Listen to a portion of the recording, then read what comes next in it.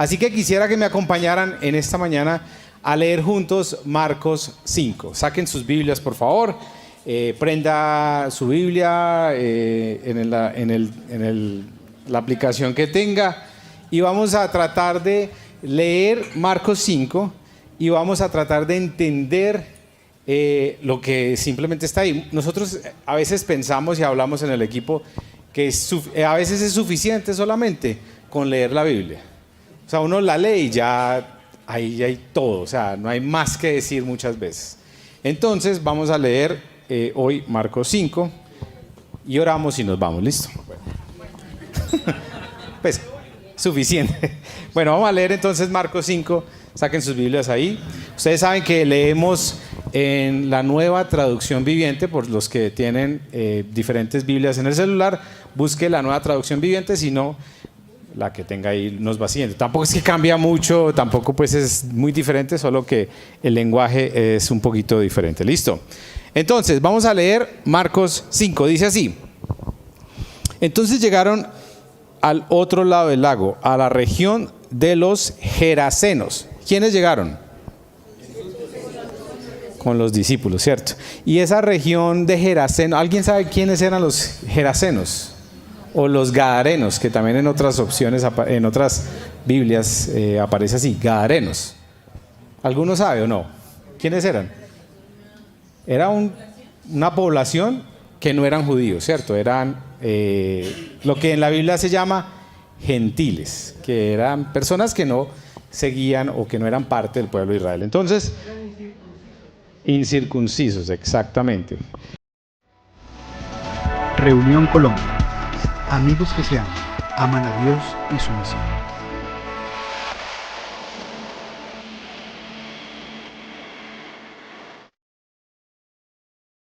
Listo, en el versículo 2 dice: cuando Jesús bajó de la barca, un hombre poseído por un espíritu maligno salió del cementerio a su encuentro.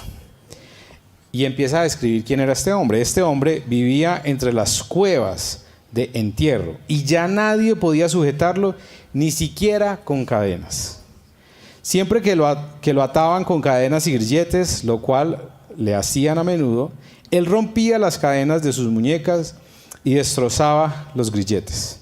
No había nadie con suficiente fuerza para someterlo.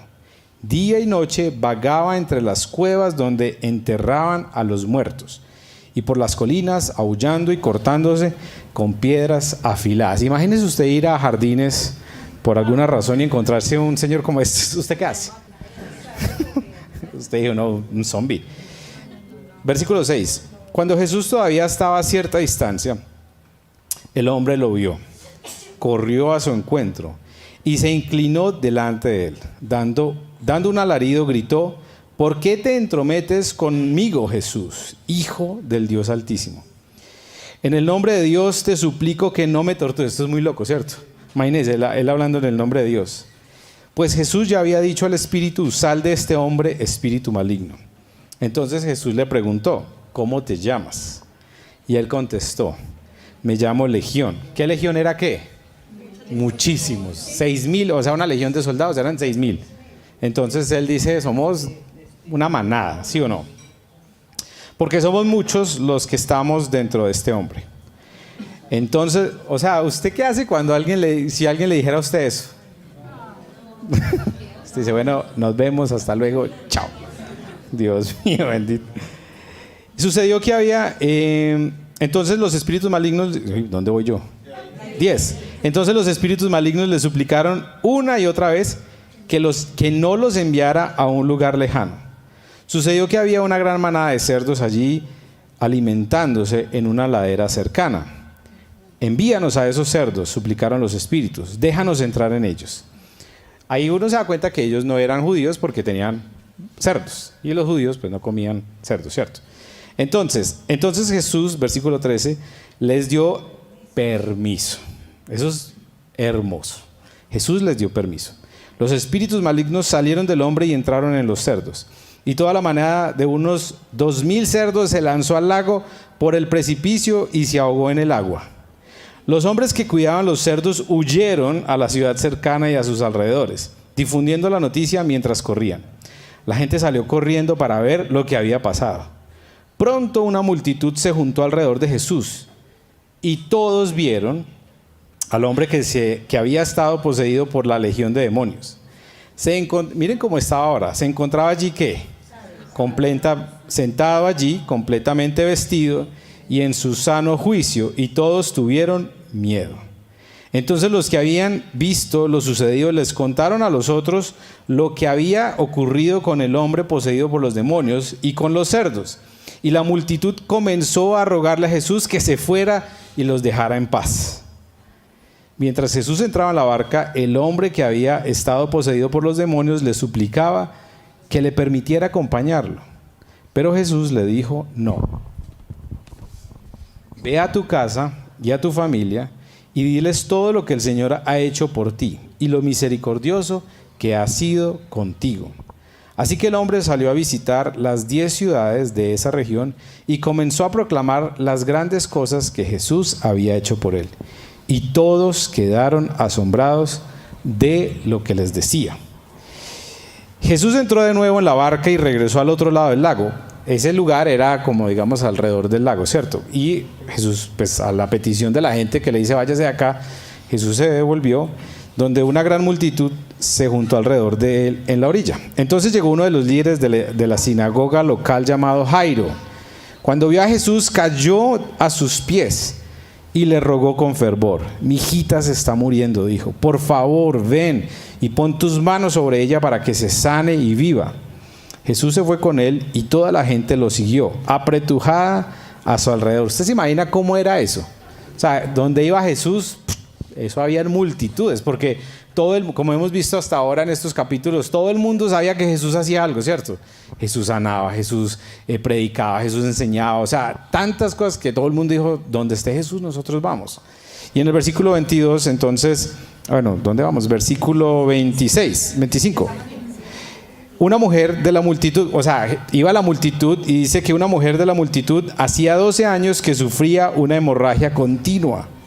Había sufrido mucho con varios médicos y a lo largo de los años había gastado todo lo que tenía para poder pagarles, pero nunca mejoró. De hecho, se puso peor.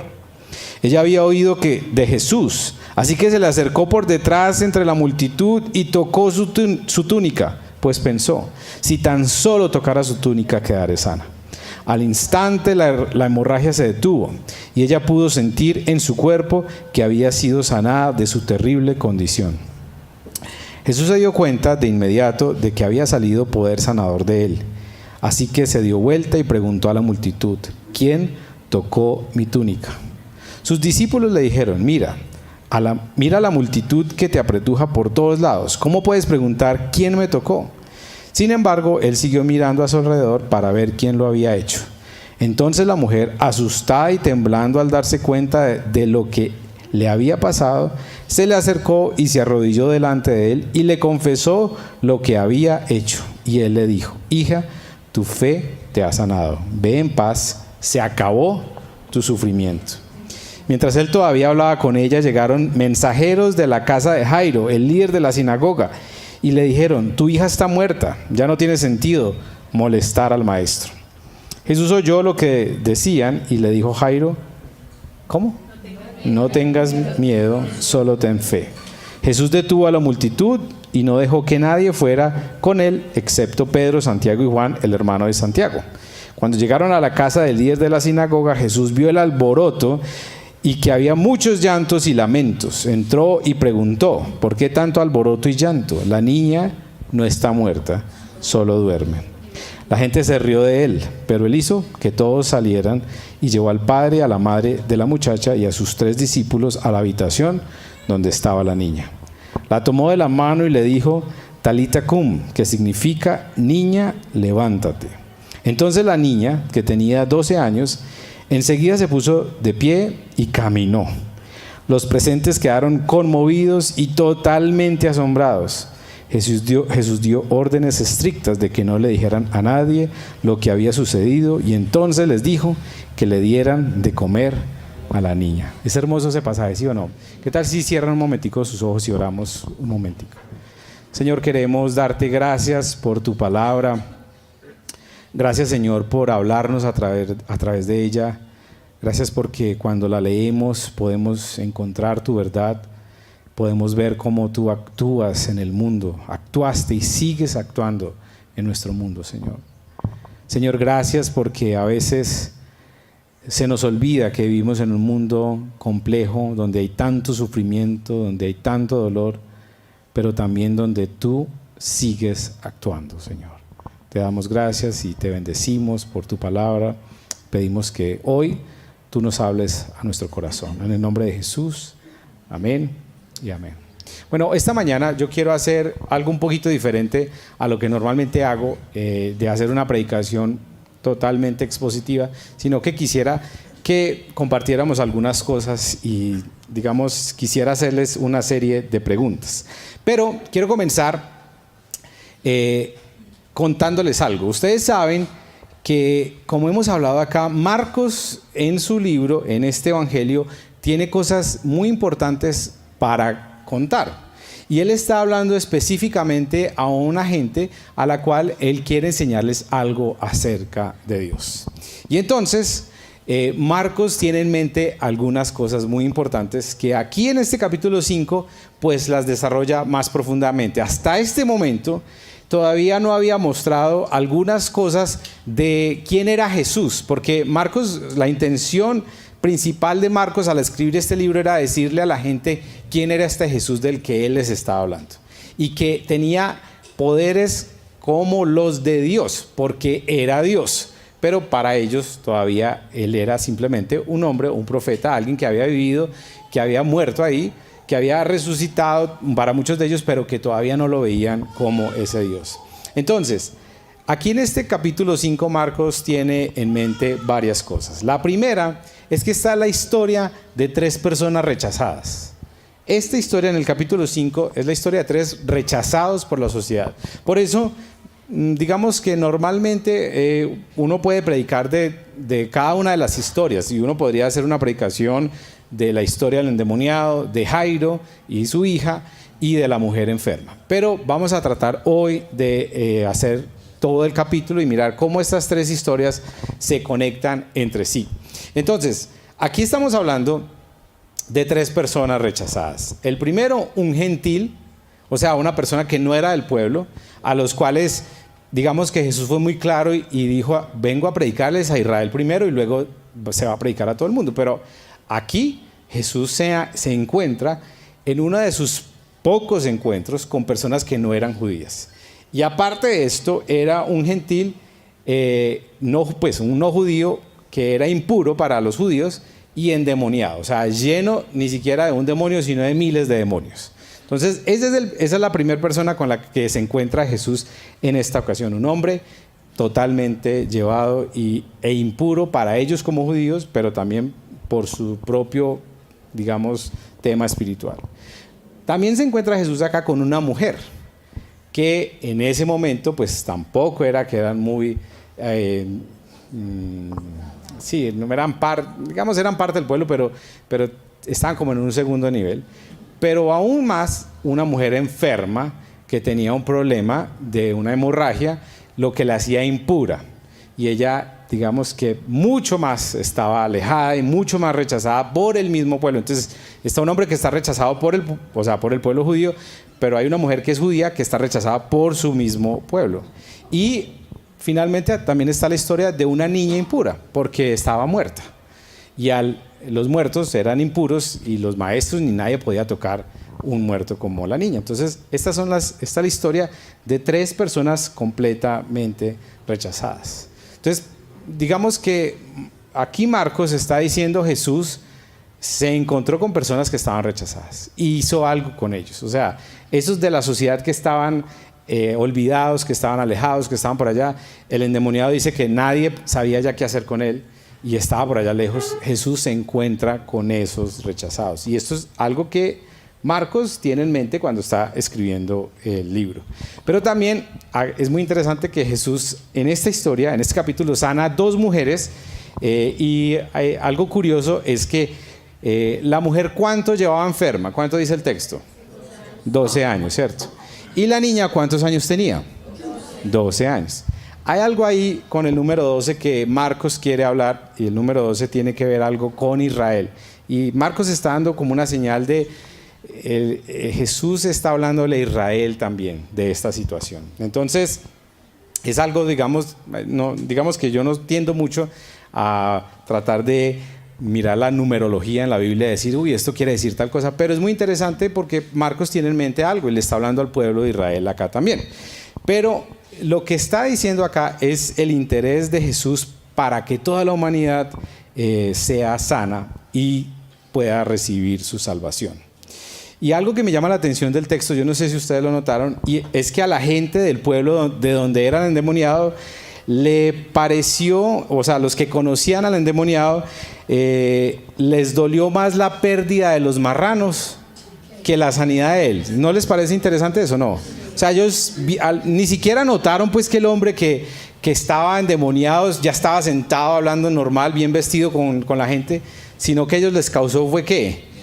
Miedo y pánico, y dice que el costo económico de lo que perdieron cuando los marranos se fueron por el voladero, dijeron, saquen a este hombre de acá. ¿No les llama la atención eso a ustedes? Que se alegran más, o no, que no se alegran por ver que un hermano que estaba en la peor situación ya está sano por Jesús, sino que les duele es lo que pierden por lo que sucede pues con los marranos. Entonces eso también me llama la atención de la historia, de que a ellos les cuesta más y les duele más la situación de los marranos que del propio hermano hombre que era de su pueblo, que ya Jesús había sanado.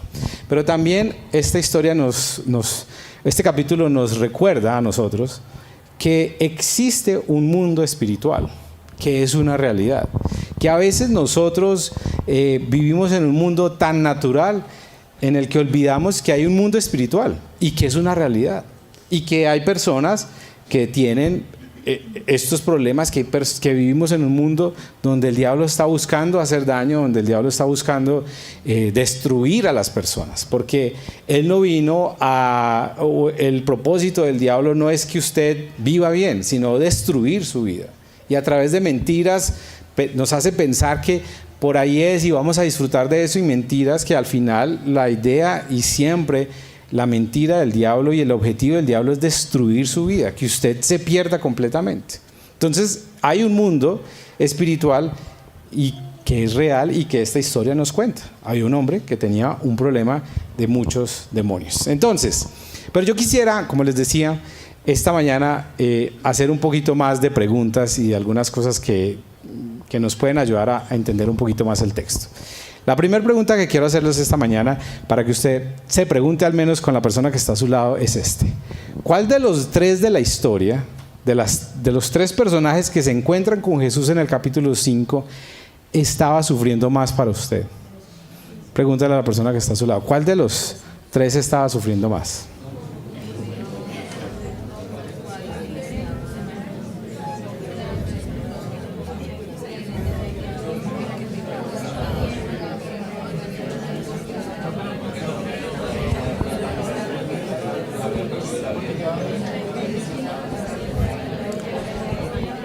¿Cuál de los tres? ¿El endemoniado, el papá sufriendo por su hija o la mujer enferma? ¿Cuál de los tres está experimentando más sufrimiento y dolor en su vida?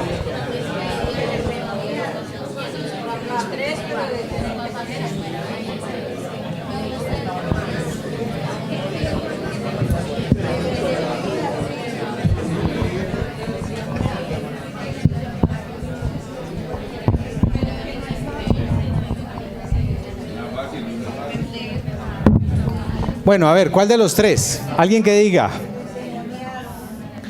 Albita dice que el endemoniado estaba sufriendo más que todos.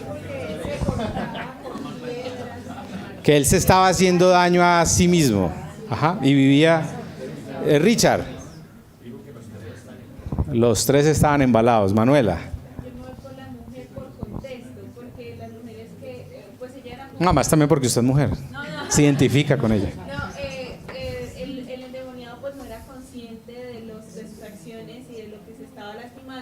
Pero la mujer, además de pues tener 12 años con ese problema, era excluida por contexto. En ese entonces las mujeres que tenían una hemorragia tenían que alejarse, entonces el ser Tenían que ir caminando y gritar, gritando impura, impura, para que nadie se le acercara. no se acercara, no podían comer pues, diferentes comidas porque era considerado que tocaba algo impuro y ya. O sea que para Manuela, la mujer, además dice la historia que había gastado todo, en doctores, que había hecho de todo, y antes estaba ¿qué?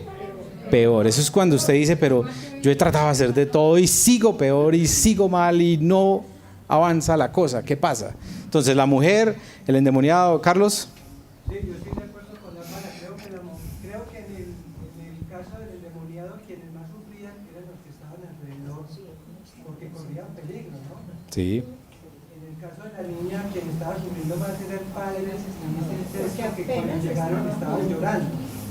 Yo creería que también la mujer, porque es, digamos, la doliente directa que está padeciendo. Digamos, en el caso del endemoniado posiblemente no sabía, pero los que estaban alrededor sí tenían. Aunque yo pienso, bueno, uno... Para mí la mujer... Pero piense, Carlos, usted que es papá y los que son papás acá, uno ver a su hijo agonizando. Eso... Dios mío. Sí, en este el papá. Hermano. Yo creo que el endemoniado, porque pues las otras cosas sí estaban sufriendo todos claramente, pero pues las otras son condiciones naturales humanas, la muerte, una enfermedad que en el momento en la sociedad era terrible, Sí. esto es diferente, pero una persona que esté en unas condiciones espirituales atacadas tan fuertes como estas, yo considero que... Otro del team endemoniado. A ver, ¿cuántos piensan? Levante la mano. Levante la mano. ¿Quiénes creen que el endemoniado era el que estaba más embalado? Bueno. ¿Quiénes creen que el papá de la niña era el que estaba sufriendo más? Y los que piensan que la mujer era la que estaba más embalada. Los que piensan que todos, los tres. Todos. Ah, sí, estamos todos. Ahora, otra pregunta. ¿En qué se identifican los tres? ¿Qué hace que los tres sean muy parecidos y lo que viven es muy parecido? Por eso la historia, este capítulo, son historias separadas. A pesar de que, digamos que Jesús se encuentra con unos en un momento, pero Marcos lo pone en un capítulo por algo. Digamos que no lo pone en el capítulo, pero digamos lo pone juntico por algo. Él está tratando de decirnos algo. Aquí hay una realidad humana que los tres están viviendo de diferente manera. ¿En qué se identifican los tres para ustedes? Ahí, compartan. No, pues, compartan. Sí. Ah, ya compartí. Ay, están adelante. Pipe, a ver. Bueno, yo me hice esa misma pregunta, pero... bueno, el endemoniado Sí. Sí, bueno. Sí, muy bien. ¿En qué más se identifican los tres? Los tres son rechazados, excluidos, no había nada que hacer con ellos. Vulnerables los tres, o sea, no había nada. Y miren, por ejemplo, el mejor de todos era Jairo, que era líder, digamos, de la sinagoga, o sea, no era excluido del pueblo, pero hace algo que también es muy osado para él, y es buscar a Jesús.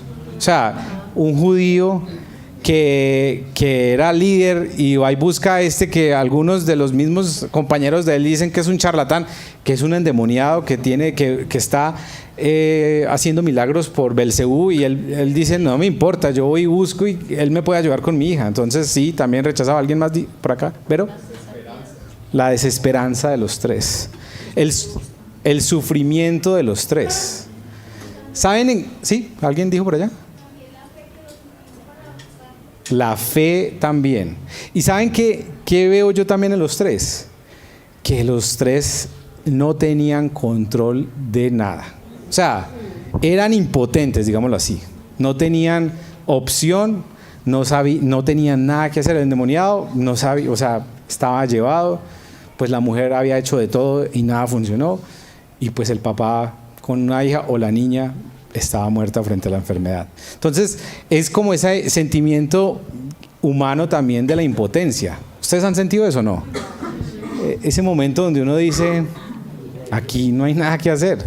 por más de que intentemos hacer algo, ya no hay nada que hacer. Y ese es un sentimiento y esa es una realidad de la experiencia humana nuestra, que hay un punto donde nosotros vivimos en la ilusión de que controlamos algunas cosas. Vivimos en la ilusión de que si como, pues eso no está mal y no quiero decir nada, pero que si como bien, si hago esto, entonces todo me va a salir bien. Pero hay momentos en la vida donde no, o casi toda la vida es un momento donde el ser humano se enfrenta a una realidad y es, no puedo hacer nada. O sea, aquí no hay nada que hacer, he intentado todo y aquí no funciona nada. Entonces es muy interesante ver cómo estas tres historias se conectan también en esa realidad humana del sufrimiento, de la impotencia, del no saber qué hacer, del desespero de decir, Dios mío, ¿aquí qué podemos hacer? Y yo creo que muchos de nosotros hemos sentido eso, hemos tenido esos sentimientos, ¿cierto? De decir, Dios mío, yo no pensé que esto iba a pasar. Yo no creí que esto fuera a suceder. Yo no me imaginé que esto, yo pensé que si hacía esto y esto tenía que funcionar, ¿cierto? Y a veces uno, aún en la misma iglesia, y uno como cristiano, piensa que a veces el Señor y seguir a Jesús son como una serie de fórmulas mágicas que van a hacer que algo funcione. Si yo hago esto, si yo me comporto así, tiene que salir bien, ¿cierto? Si yo hago tal cosa, tiene que salir bien. Y a veces no. Y lo que está mostrando aquí Marcos es la realidad humana, la realidad del sufrimiento, la realidad de un mundo espiritual que no entendemos muchas veces, del que a veces no somos conscientes y por eso a veces hacemos o permitimos cosas en nuestras vidas que lo que abren es un mundo espiritual al cual nosotros no estamos, digamos, preparados para eso. Frente a la muerte, a la enfermedad, frente al dolor, frente al sufrimiento, ellos tres se identifican en eso. Por eso me parece muy interesante las tres imágenes acá, ¿cierto? La del hombre como boleando piedra, la mujer tocando y el papá y la mamá viendo a su hija en la muerte, ¿cierto? Como la impotencia del ser humano. Ahora, esta historia, digamos que aunque tiene estos tres personajes en todo el capítulo, pues no, ellos no son el personaje principal. El personaje principal en la Biblia es ¿quién? Jesús. Y el encuentro con Jesús hace que cosas ocurran en ellos tres. Y eso es lo bonito de la esperanza que tenemos nosotros con el Señor, de la esperanza que nos da el seguir a Jesús, el que Jesús está en medio, y si Jesús está en medio, algo puede pasar. Entonces, ¿qué vemos de Jesús en este capítulo? ¿Qué ven en la historia que leímos? ¿Qué ven ustedes de Jesús que ustedes dicen, me llama la atención que Jesús hace esto, que Jesús tal cosa? ¿Qué vemos de Jesús? A ver. Que Jesús es compasivo, misericordioso, ¿qué más? Su amor. Está dispuesto a los tres, porque imagínense que él va con Jairo a ver la hija y se le acerca a la mujer y Jesús se detiene y dice, venga, y no se detiene para exponerla públicamente, sino antes para que ese acto de Jesús recupere la identidad en ella. Bueno, eso es otra, ahí podríamos quedarnos también hablando de eso, pero Jesús se detiene para sanarla y para decirle hija cuando era rechazada. Bueno, muchas cosas tiene ese texto, pero lo que hace, perdón Carlos, pero lo que hace esta historia es mostrarnos que Jesús se detiene aún en las interrupciones. ¿A cuántos de ustedes no les gusta que le interrumpan cuando está haciendo algo? Pero Jesús va ahí, Jesús, o sea, si... Ay, y interrumpiéndome acá, no, es que no me... Hay gente que interrumpe y molesta. Carlos, sí, por favor. Lo que llama la atención es que en el endemoniado Jesús ve. Exacto. En el clamor de Jairo se escucha. Y en el de ella siente. Me parece muy interesante eso. Muy bonito. De Jesús. Uno diría, yo para que Jesús me escuche tengo que clamar, pero necesariamente Él me está viendo, me está sintiendo y está escuchando mis necesidades. Muy, muy bonito eso que acaba de decir Carlos. Hermano, sígame interrumpiendo, por favor, gracias.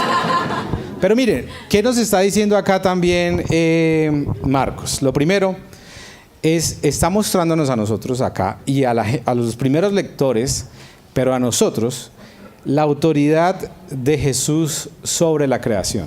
Y esto es muy importante. porque nos muestra en este capítulo la autoridad de Jesús sobre aún los demonios y todo, y aún los marranos, o sea, todo. Está diciendo Jesús es Dios, y su autoridad está por encima, suprema de todo.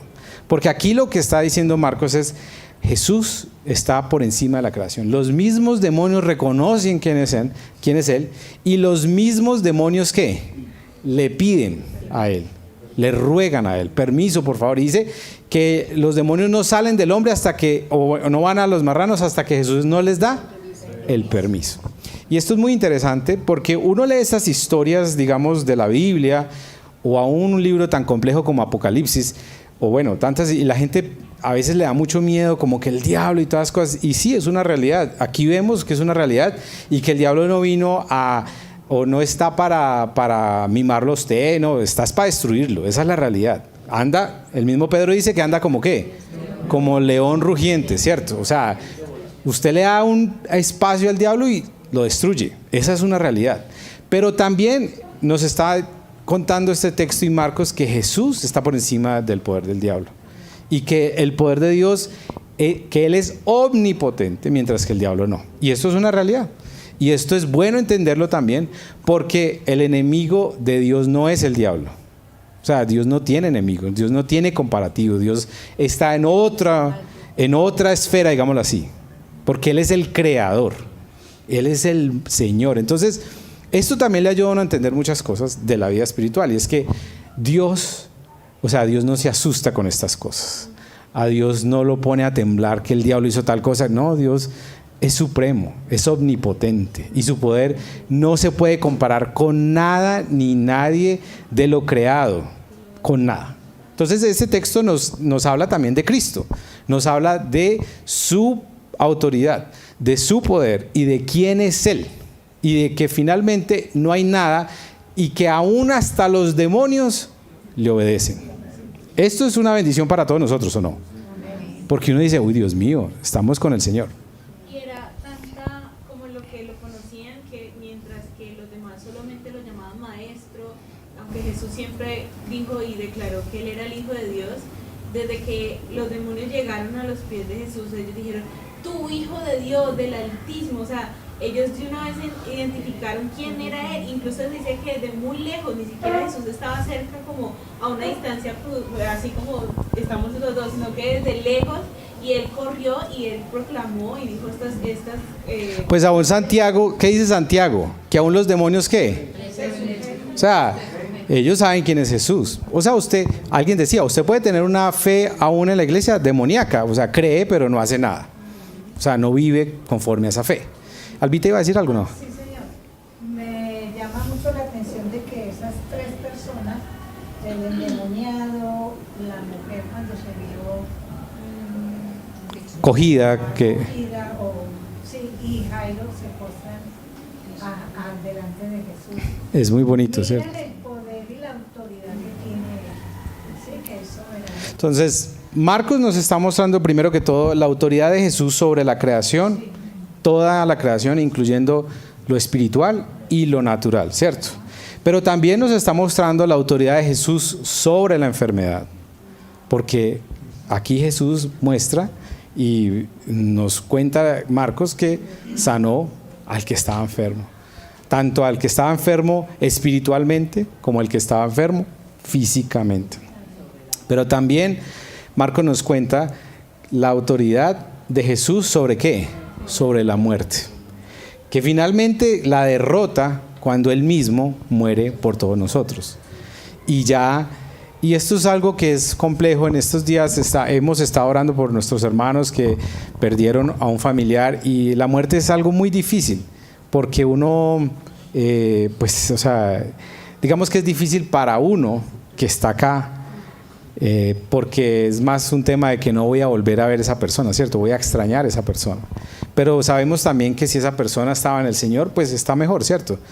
Está en el lugar con el Señor y está disfrutando de la presencia de Dios.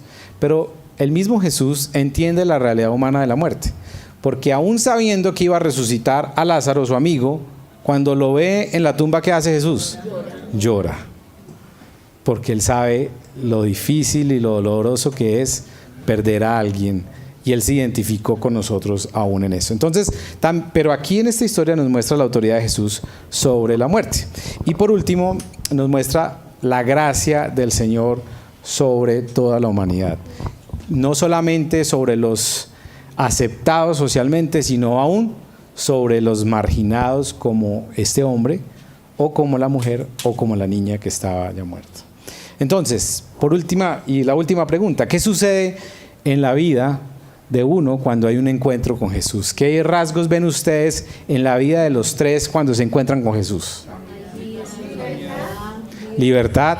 O sea, miremos primero al hombre endemoniado. ¿Cómo lo muestra ya después el texto? O sea, yo no me imagino eso. ¿Usted se imagina eso? ¿Ustedes han visto las imágenes de pronto de las personas que están en la calle así todas peludas y llevadas, y que alguien de pronto los coge? ¿Ustedes han visto esos videos? Que los cogen y los motilan y los peinan y pone, es otra persona, ¿cierto? Que usted dice, uy, este señor, mire cómo cambió, solamente con peinarlo, con afeitarle la barba, bueno, con todas esas cosas, con quitarle toda la suciedad. Esto es, ahí nos cuenta, esto yo estaba pensando también llamar esta enseñanza un cambio extremo, pero bueno, no quise. Pero era un cambio extremo, ¿sí o qué? O sea, el hombre se siente y hablando con ellos, y todo el mundo dice, venga, este no era el endemoniado, que haga que agarrarlo, porque si no cogía piedra a todo el mundo. Pero él sentado y hablando. Y es una historia muy bonita, porque también él, ¿qué pasa en la vida de él? Él le pide al Señor, Señor, yo quiero seguirte. O sea, esas de las cosas más bonitas que suceden digamos que hay parte de la tradición cristiana que creen que este hombre se queda ahí y predicando, porque el Señor le dice, quédese acá, porque a Jesús lo echan, le dicen, váyase de acá, pero él le dice, quédese usted acá y cuente lo que ha pasado en su vida. O sea, vuélvase un evangelista. Y se podría decir, fue el primer evangelista de la Biblia, el evangelista endemoniado.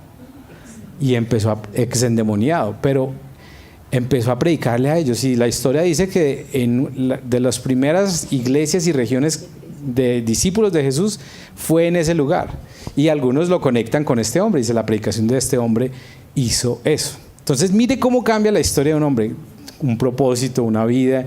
Él empieza a contar y a decirle a todo el mundo, mire, es que yo era así, yo vivía de esta manera, ustedes me conocen, y empieza un propósito diferente en su vida. ¿Qué más sucede en la historia de estos tres personajes cuando se encuentran con Jesús?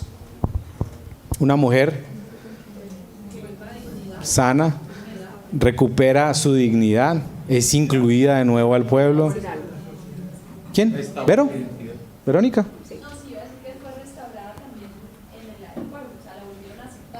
Es aceptada de nuevo en el pueblo, se recupera su identidad.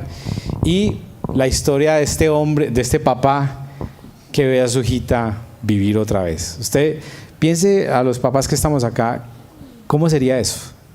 Usted ver a su hija muerta y después verla otra vez. ¿Usted qué hace con su vida? ¿Usted a quién no le cuenta lo que ha pasado, cierto? O sea, el encuentro con Jesús para cada uno de ellos tres trae vida, libertad, trae sanidad, trae alegría. Y yo creo que eso es lo que Marcos está diciéndonos a todos nosotros acá. En el momento en que nos encontramos realmente con Jesús, viene sanidad, viene libertad, salvación. O sea, el Señor transforma eso que era difícil y trae cosas nuevas para nosotros. Algo que quisiera enfatizar es esto: en el reino de Jesús, o en el Evangelio, que hemos hablado durante estas semanas del Evangelio, qué significa el Evangelio, las buenas noticias de Dios. En el reino de Jesús, o el reino de Jesús, no se limita a la forma en que la sociedad excluye a algunos e incluye a otros.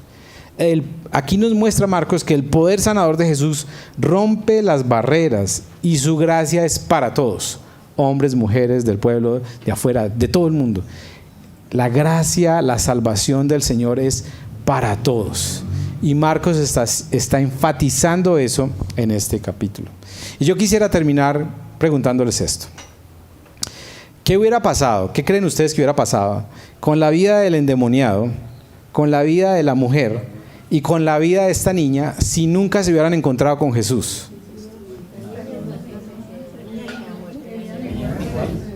O sea, sus vidas hubieran seguido empeorando, ¿cierto? La niña hubiera muerto, la mujer finalmente también, y el hombre hubiera seguido en su vida.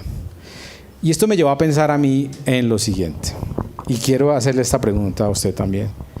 ¿Qué hubiera sido de su vida o de mi vida si Jesús no hubiera tenido misericordia de mí en algún momento?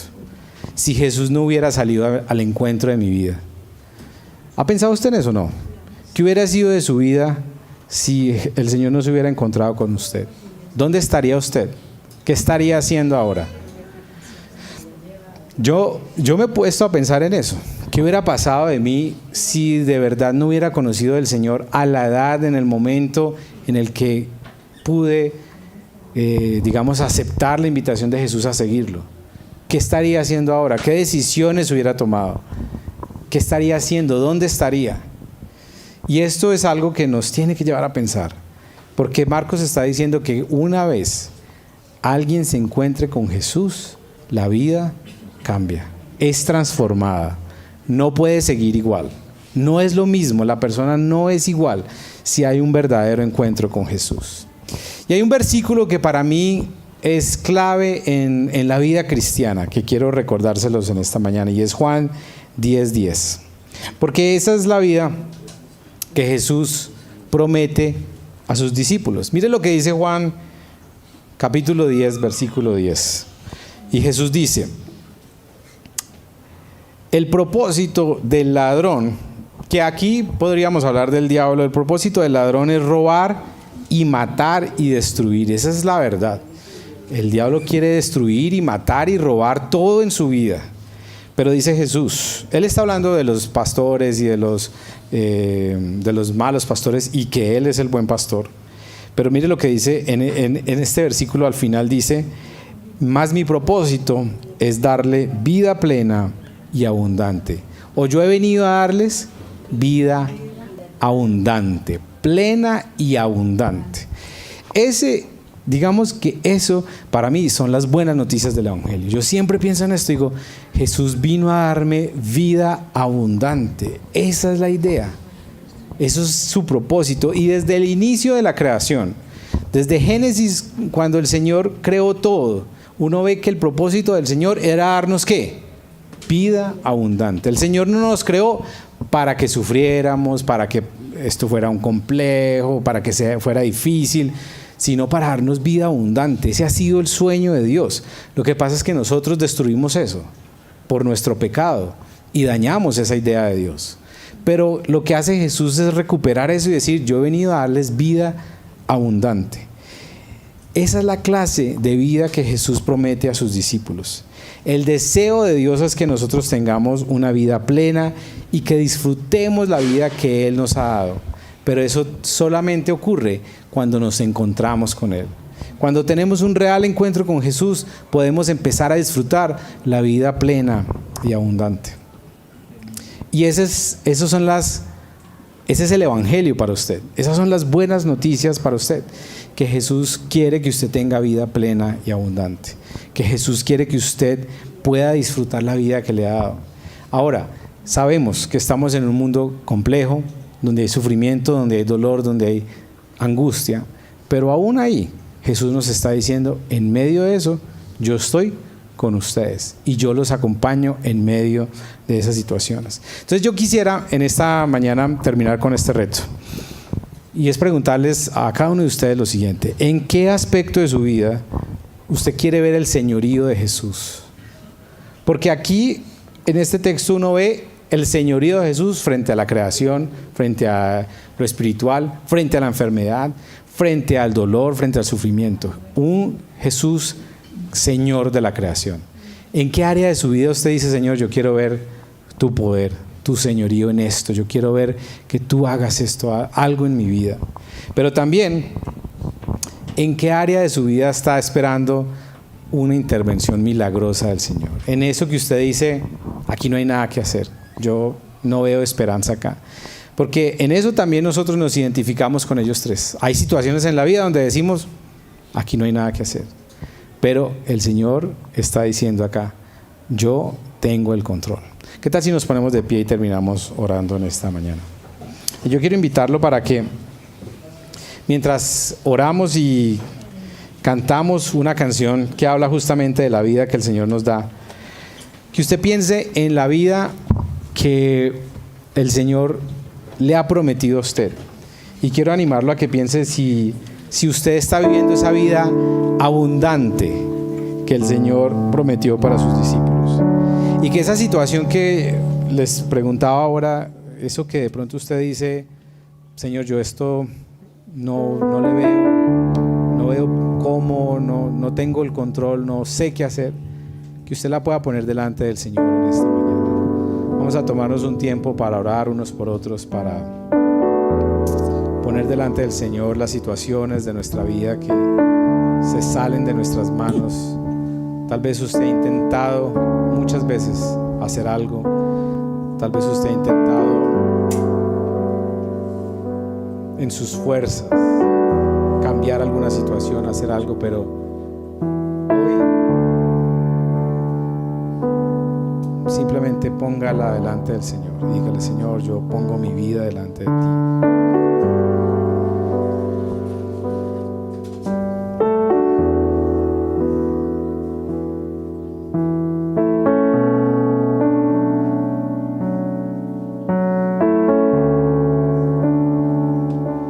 Ponga delante del Señor esas situaciones. Piensa en el dolor de este hombre endemoniado, en el dolor de ese padre sufriendo por su hija, en el dolor de esta mujer enferma. Piensa en el dolor suyo, en sus situaciones, y póngalo delante del Señor. Ellos sabían que Jesús podía hacer algo, que Jesús podía actuar, que poder salía de Él. Señor, ponemos delante de ti nuestras vidas.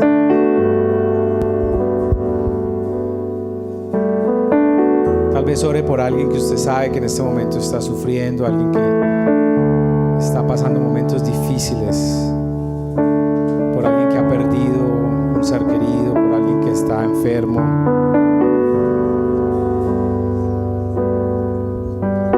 Y ore para que pueda encontrarse con Jesús. Si usted está aquí hoy experimentando un dolor en su vida, póngalo delante del Señor. Dígale: Señor, esta es mi situación, esta es mi angustia, este es mi dolor, esto es lo que estoy viviendo, Señor.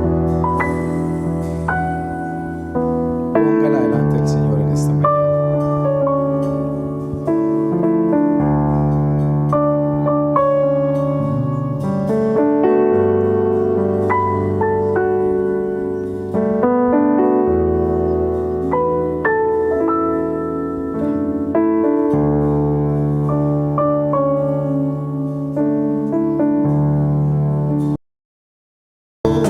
Dígale: Señor, gracias porque sé que a pesar del sufrimiento y el dolor humano, tú estás por encima de todo eso.